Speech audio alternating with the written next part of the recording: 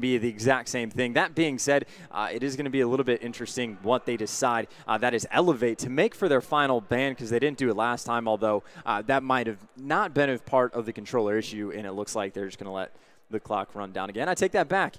Never mind. There is an option. It took me forever to figure this out, that you can just option out to not do anything. You don't have to let the clock run down. So they did that just to speed things up. But again, everything is going to be the exact same just to get this underway as quickly as we possibly can.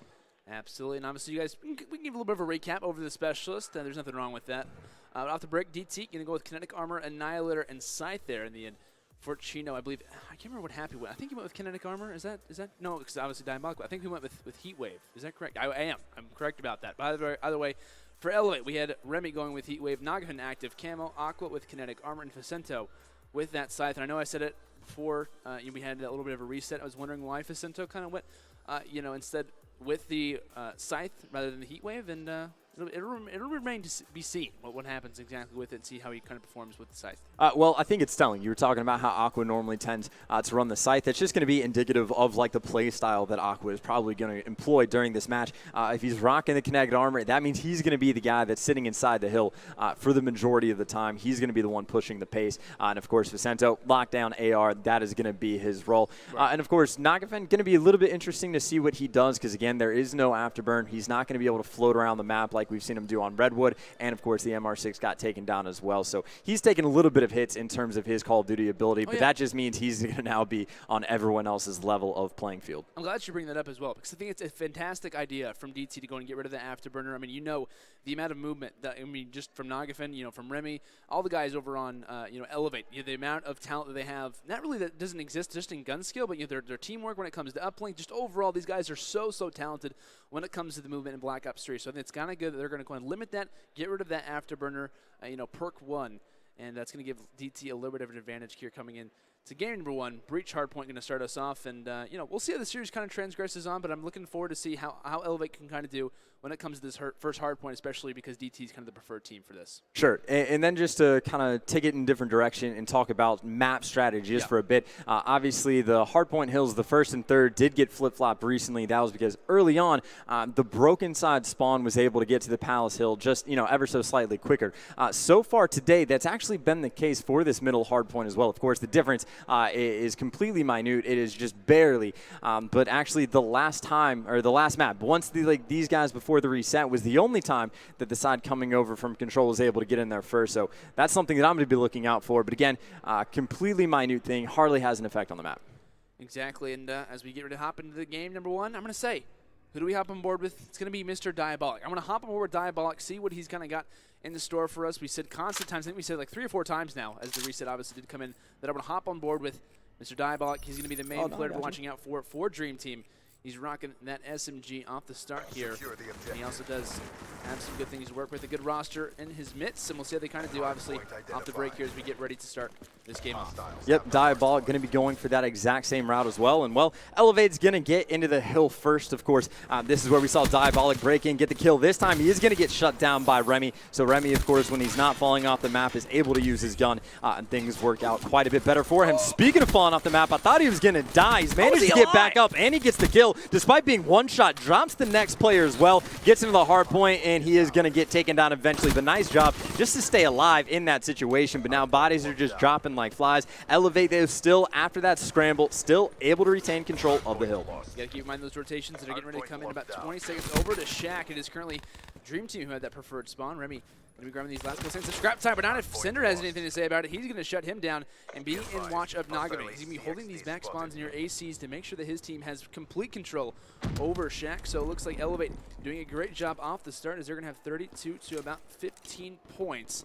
As these players are going from middle bio, but Nagabe hasn't even spawned them, so he's not going to be able to call it to his teammates. And these players are getting ready to come in. He finally ends up dropping from behind Cinder in the hill, as will be DT trying to bring a little bit of a small comeback here as these players from eLevate are spawning in construction. And this is something I was talking about earlier. We're going to get a witness how eLevate handles breaking hills. Right now, they're just flooding 3 in directly from the front. It looks like Nagafen's going to get inside, but the other ones get dropped. But meanwhile, they are able to flank and get those good spawns and control the hill. So worked out pretty much perfectly, which is good for them. Obviously, DT was able to get control of the hill despite getting out-rotated, but eLevate back in control, trying to extend their lead even further, now past 25 points. It is indeed.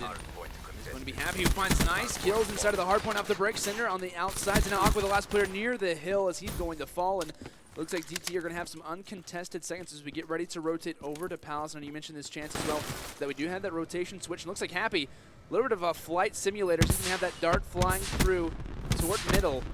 Not any kills, definitely working out for him. He's on the run, but he's just going to run that one down. And it's not going to equal out to too many kills. But it still is nice to know where those players are coming from. And it looks like eLevate on that rotation. They're going to have about a 12-second lead. I'm sorry, Cinder almost fell off the map there. That heat wave coming into play as well. Either way, 3 down for DT. eLevate stacking themselves, obviously, in the hard point. Yeah, and a lot of times we do see players and teams stack themselves in the hard point. This time, though, you see multiple people right there for eLevate pushing out those spawns. Remy as a player just up top AC. He's going to get that pick as well. Meanwhile, though, the remaining players for DT have been able to push in, and that's an example of why you see teams stack this Palace area, just because you can keep all the gunfights condensed and you can trade kills right away. That way, if one side of your defenses collapse, everyone is going to be there anyway, but obviously DT taking full advantage of the rotation from eLevate. It is, and you can see these rotations already coming in from some of the eLevate players going ahead and going through back broken, through back broken doors. It's going to be a really, really big deal for them, honestly. We've seen countless times, the series that we've been able to cast over as well as to spectate over, inside of a greenhouse, you can wrap up so many seconds. If you have any score streaks, especially if you have any specialists, something like the Purifier, which we don't have that in this game, but, something like the specialist, or excuse me, something like a Scythe, as well as something like a Heat Wave can definitely come into a little bit of use, but off the break it is going to be DT who have a little bit of a lead as they're going to finally take that one. HDXD car out for Diabolic because he's going to make one player weak. That Black Jacket coming into use, but he ends up dropping one player instead. There is one player on the outside of the hill right now as DT trying to hold on to this one. We might see a little bit of a pitch possibly coming out of the side of eLevate as they're trying to rush through a couple players through middle statue. Well, really, eLevate, they've done an okay job of breaking this hills, and, well, that's exactly why Diabolic is going to be using that kinetic armor. Is going to win one, gets the second kill as well, has the third player coming in from the right, and that's about one of the easiest 3 pieces Diabolic is ever going to get. More importantly, he is 50 points away from that Cerberus, and we know that can be a game changer. He's going to earn it right there. DT took the lead on the last hill. They're starting to blow it open. They are breaking hills with ease at this point. 40-point lead, and, of course, as we know, when that Cerberus gets on this map, that's just going to be, 60 seconds, like almost guaranteed, it seems like, for DT.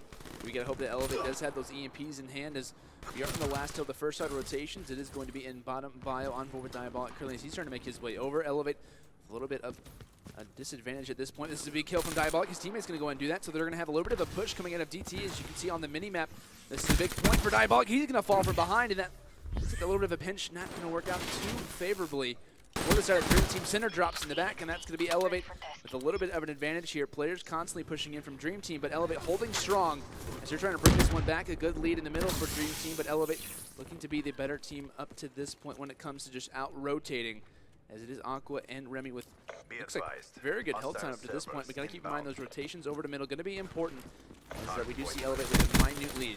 Well, we talked about the Cerberus being a game changer. Aqua right now is only 150 points from it. He is currently on a 7 streak, and of course, now that the next hill is going to be completely out in the open, I would not be surprised if he elects to use that Lightning Strike, or potentially now that that Cerberus is on the map, might use the Lightning Strike to try and take that down. Of course, at the moment, Cinder is going to be in the hill. DT, it looks like we're going to have a lead exchange as well, is going to take it, surpassing that 134 mark, and Diabolic calling in all the streaks. The Cerberus is picking up kills. His Lightning Strike is picking up kills, but unfortunately, Cinder gets dropped in the hill, but Chino is going to be there to get the trade.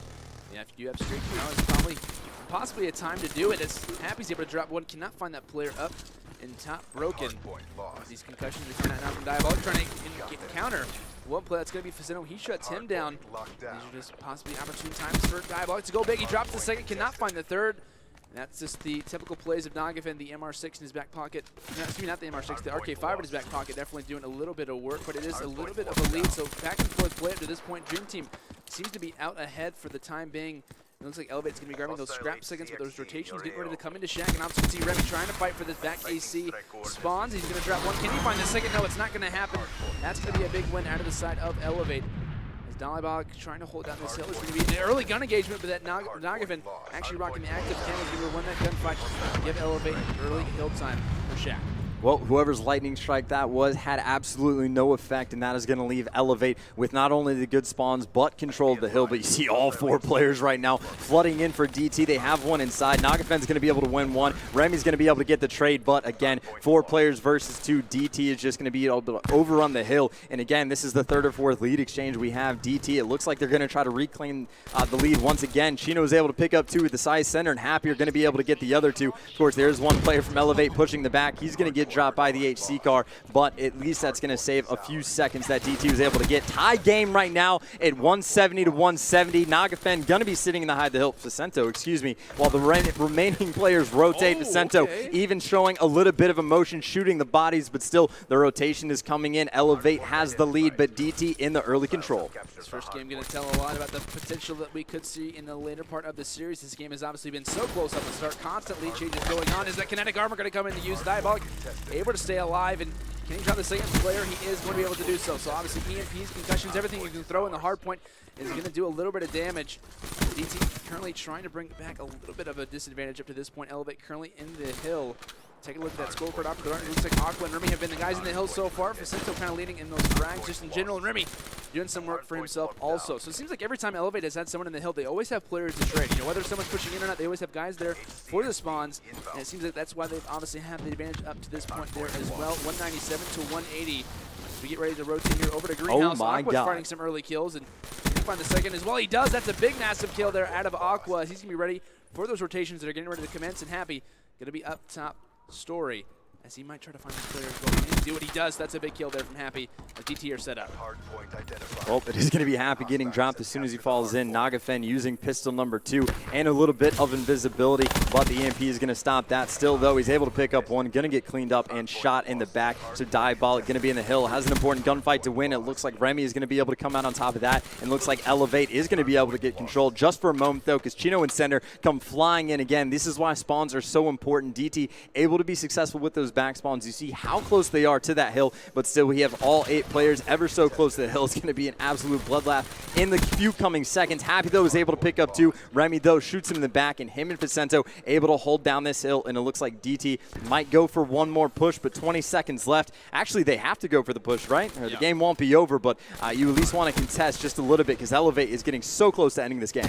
There indeed, only a couple seconds left, and Remy going to use that heat wave to his use, as those last couple scrap seconds are going to go over to the side of eLevate.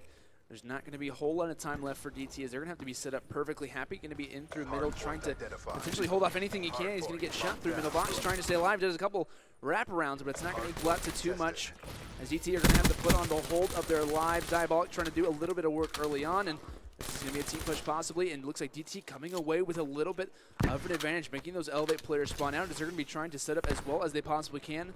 That kinetic armor getting ready to come in for Diabolic, as well as we might have a potential game on our hands. These last couple seconds going to be very, very crucial if DT wants to stay in this one. Well, you see Vicento fall off the map. Right now, Sender is going to be on a 4 streak. He's doing a lot of damage. Remy's going to fall off the map as well. Now, after we pick up a kill, Nagafen, though, is going to be inside, and at least, at the very least, they're going to get some contention, and that means DT is not going to be able to win on this hill, and it looks like they might be able to force it to the next one, unless eLevate is going to be able to break. Nagafen and Vicento both are inside the hill. All 4 players for eLevate now moved inside the hill, and that's a clean 4 down. Just 5 seconds left, 8 seconds left on the hill. DT has to flood in. They just need to contest. You see the EMPs coming out, an HC car getting called in. The player jumps in the hill to contest, but Nagafen able to take him down for that final kill, and eLevate able to hold on and shut DT down, winning 250 to 228. I thought, honestly, like DT might be able to make the comeback. You know, they came in with a couple seconds, but in the end, it was eLevate who made that 4-man push and ended up making those guys spawn out through Broken Side. And it ended up holding it down in the end. So a fantastic job out of eLevate. Honestly, coming into this one, we were kind of expecting DT to most likely take this game, or just take this game type just in general, but that obviously wasn't the case. eLevate set up for even more success when it comes to the latter part of the series here, Chance. You know, this is definitely something I assume the guys over at the